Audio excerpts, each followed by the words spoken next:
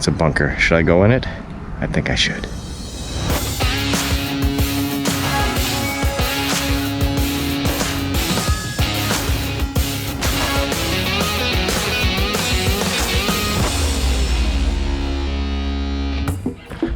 All right, I've just done over 3 weeks of filming here in Israel, working on a few different projects, and now I'm finally out here on my own, doing my own thing, doing some exploring. Right now, I am outside of Jerusalem. I am at a place called Castel, and Castel is the ruins. I guess originally it was a Crusader fortress that was up on top of this hill outside of Jerusalem. That, of course, when the Crusades ended and Crusaders were run out by, I believe, Saladin, they took over the place and destroyed it. And I guess nothing remains of the original castle. But the Ottomans rebuilt something up here, some sort of a fortress. We'll see what it looks like when I get up there. Bit of a hike, beautiful day, and yeah, a lot of really cool views up here. You can see the city of Jerusalem off in the distance there. It's, I don't know if you can make it out, but you can see what's known as David's Harp and the former Crown Plaza Hotel. So really cool view from the top of this hill. And this place was instrumental in the 1948 Independence War, when Israel declared itself a state and was immediately attacked by a bunch of Arab nations. And this fortress, I don't know all the history yet, this fortress became very important for them, guarding the road to Jerusalem from the Mediterranean, as it was their only way of getting food and other supplies into Jerusalem to help both the citizens there and their forces as they defended their new country. There's so much to see, so much history. You can't kick a rock around here without turning up some form of history. It's a very cool place. I'm learning more as I climb this hill.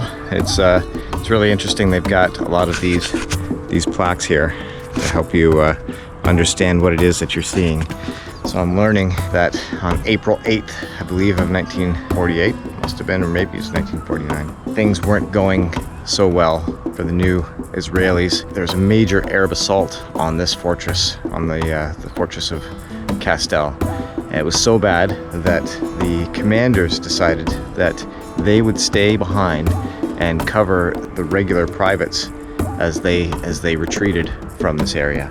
So the commanders, the leadership, actually stayed and defended the privates as they retreated from here, and 39 of them were killed. So it's strange. You normally don't see the leadership sacrificing their lives for the people under them. I don't think that's a very common thing, but that is exactly what happened here.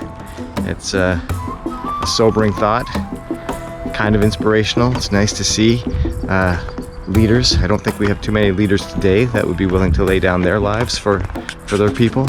So that's something that we can learn from. We're getting close to the top here. These are the trenches. So what we're entering now is I'm walking through the trenches of Castel. This is where the soldiers were. This is the trench that they used to get up and down and defend. And you can see it's not a very comfortable place to live and walk and have to try to survive in.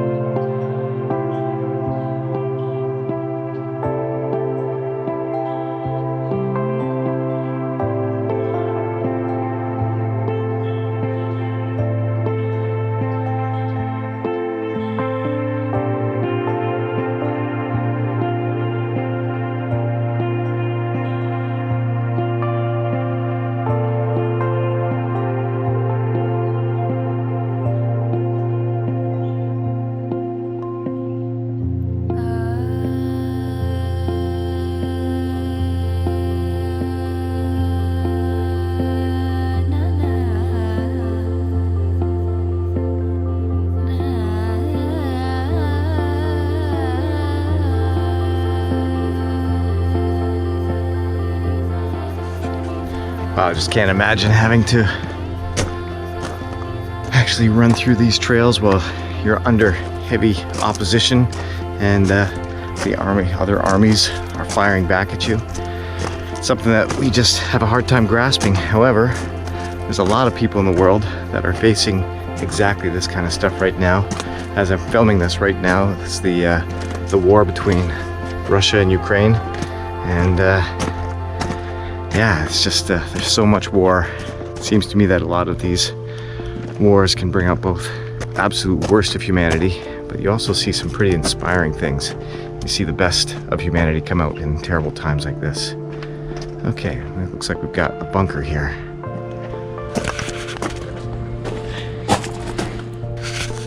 It's a bunker. Should I go in it? I think I should.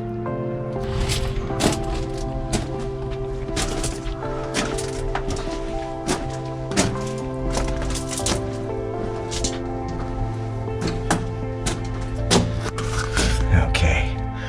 Don't know if you can see me. It's pretty dark in here. I'm actually in the bunker on Castel. I had no idea that you could see all of this. You can actually enter some of these places. You can see there's a little hole for both ventilation and for some light in here.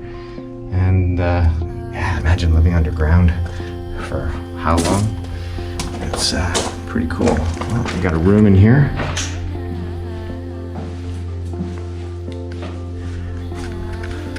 I don't think they had illuminated exit signs back then. Nice that we have this today.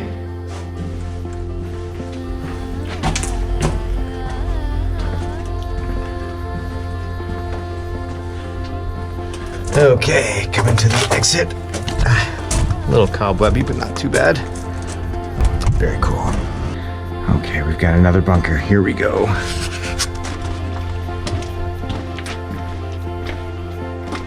Oh, this one's darker. My eyes aren't adjusting to the light. Oh, I can't see anything. I think I might have to take my phone out. Oh, there we go.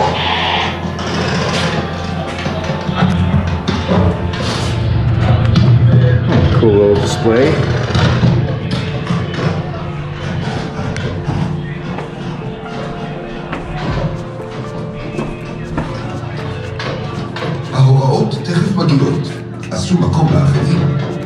The instructions will be here momentarily. Please make space for others.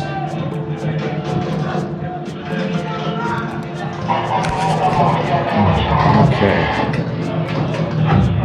This must have been the command orders. עמדת הבונקר מורכבת משני מתחמים, באחד שאלות ובשני רמזים ותשובות. במתחם בו אתם נמצאים מוצבות שאלות. בכל שאלה יש 4 תשובות, רק אחת נכונה. לחיצת העולם שתפלי בו זמנים לתשובות הנכונות, על פי הנחיית מזמין הקבוצה, תביא להצלחה.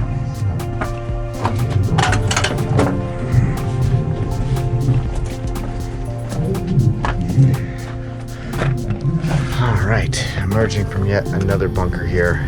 Oh, it's bright. Very cool though, very cool place. Now I'm up here at the base of this fortress. Quite a view. You can see all of modern Jerusalem right now. If I turn the camera around, that's modern Jerusalem in the distance.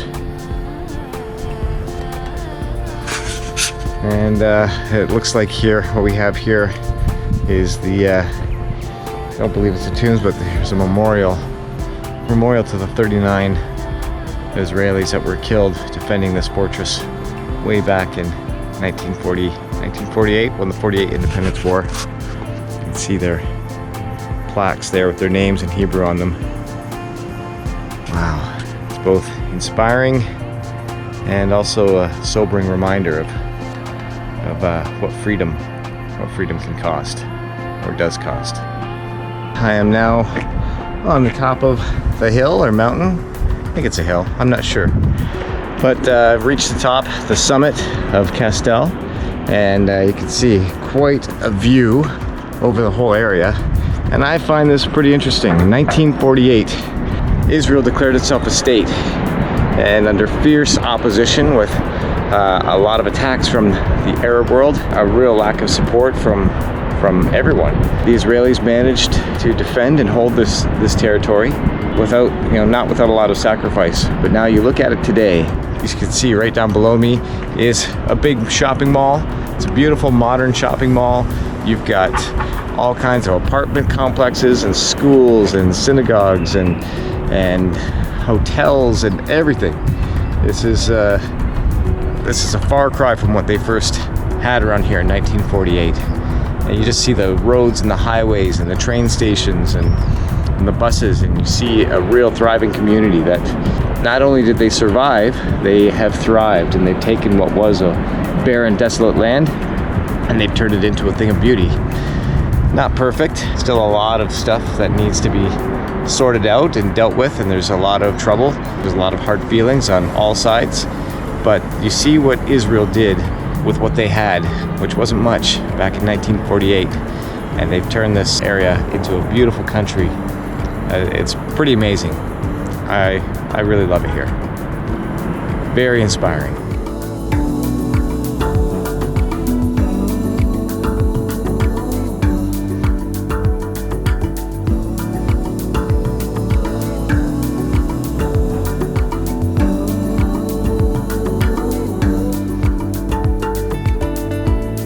Well, so there's a little bit about this place called Castel, just outside of Jerusalem.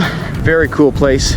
So much to explore and see and to learn and understand about Israel and what they had to go through to become a nation. It's not just biblical archaeology. It's not just world history, but there's a very cool and important modern history that I think is good to share and good to remember. Thank you for watching today. And if you like this kind of stuff and you want to see more stuff around Israel and maybe some of my other adventures, make sure you click subscribe and hit that notifications bell. And if you like this, why not give it a like? So thank you very much. There's more stuff coming. We'll see you next time.